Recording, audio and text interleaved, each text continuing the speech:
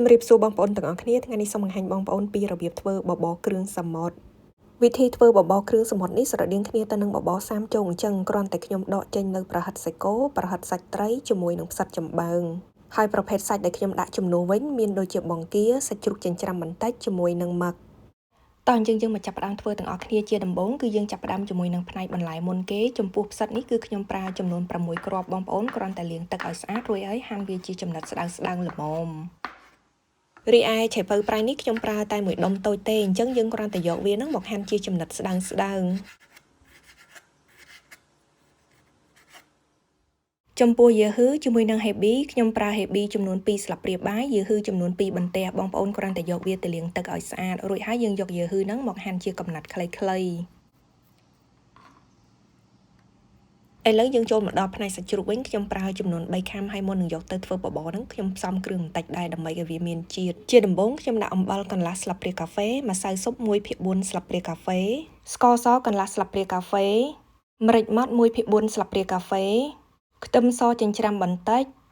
រួចហើយយើងត្រូវច្របល់គ្រឿងផ្សំជាមួយនឹងសាច់ជ្រូកហ្នឹងរហូតដល់ចូលគ្នាបានសព្វច្របល់សាច់ជ្រូករួចហើយទុកវាមួយឡែកសិនទៅយើងបកមកមើលផ្នែកមឹកវិញមឹកខ្ញុំប្រើចំនួន2ខាំកន្លះបងប្អូនគ្រាន់តែយកកាំបិតហ្នឹងមកឆូតស្រាលរួចហើយត្រូវហាន់មឹកនោះជាដុំតូចៗល្មមគ្រឿងផ្សំទាំងអស់ត្រៀមបានរួចរាល់ហើយឥឡូវយើងអាចចាប់ផ្ដើមមកធ្វើបបរបានក៏ប៉ុន្តែជាដំបូងហ្នឹងគឺខ្ញុំនឹងលីងខ្ទឹមសទុកឲ្យហើយអញ្ចឹងបងប្អូនអាចចាក់ប្រេងឆាឲ្យច្រើនគួរសមខ្ទឹមសនេះខ្ញុំលីងសម្រាប់នៅពេលដែលបបរយើងរួចហើយយើងរោយពីលើកូរត្រឡប់ខ្ទឹមសនៅលើភ្លើងហ្នឹងឲ្យវាឡើងក្រហមល្អអញ្ចឹងហើយបងប្អូនស្រង់វាចេញមក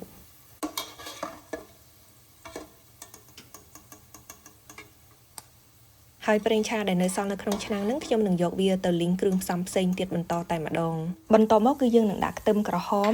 ខ្ញីគល់ខ្ទឹមជាមួយនឹងគល់ជីវ៉ាន់ស៊ុយ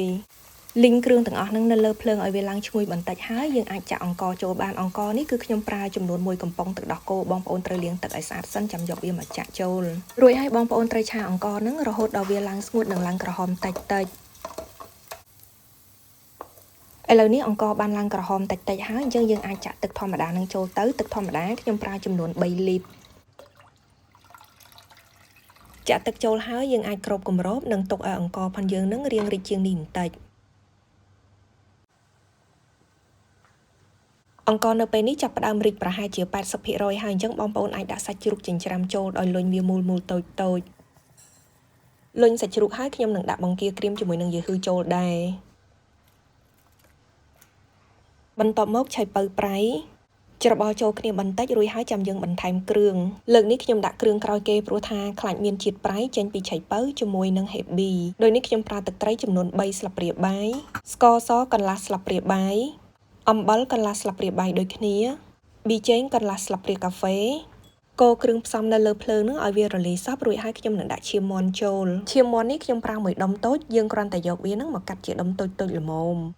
បន្តមកគឺជាផ្សិតដែលយើងបានហាន់រួចហើយយើងអាចគ្របគម្របនិងដាក់វាស្ងោរឲ្យផ្សិតនឹងឆ្អិនបន្តិចចានៅពេលនេះបបរយើងបានពុះល្អហើយជាចុងក្រោយនឹងគឺខ្ញុំនឹងដាក់សាច់បង្គាជាមួយនឹងសាច់មឹកចូលសាច់មឹកខ្ញុំប្រើចំនួន2ខាំកន្លះចំណែកឯសាច់បង្គាវិញប្រើ2ខាំកន្លះដូចគ្នាសាច់មឹកជាមួយនឹងសាច់បង្គានឹងយើងដាក់វាចម្អិនតែមួយផ្លែតទេបងប្អូនបើដាក់យូរពេកវាអាចធ្វើឲ្យសាច់នឹងស្វិតវិញកូរច្របល់វាមួយសន្ទុះនិងទុកឲ្យវាពុះបន្តិចរួចហើយគឺយើងនឹងដាក់គល់ខ្ទឹមចូលច្របល់គ្រឿងចូលគ្នារួចបងប្អូនអាចលើកវាចុះបានបបរតុកកាជាមួយនឹងបបរសាមជោគនឹងអត់មានអីខុសគ្នាទេអញ្ចឹងយើងរោយពីលើមានដូចជាសណ្តែកបណ្ដុះបន្តិចខ្ញីជីរណាហើយនិងម្ទេសចាវិធីធ្វើបបរគ្រឿងសមុទ្រគឺងាយមែនតើអញ្ចឹងក៏សូមអរគុណច្រើនចំពោះការទស្សនាវីដេអូមួយនេះហើយប្រសិនបើបងប្អូនមានយោបល់ឬក៏សំណួរអ្វីអាចសរសេរជាខមមិននៅខាងក្រោមវីដេអូហើយចាំជួបគ្នានៅក្នុងមុខម្ហូបឬក៏បង្អែមបន្តទៀតអរគុណច្រើនជម្រាបលា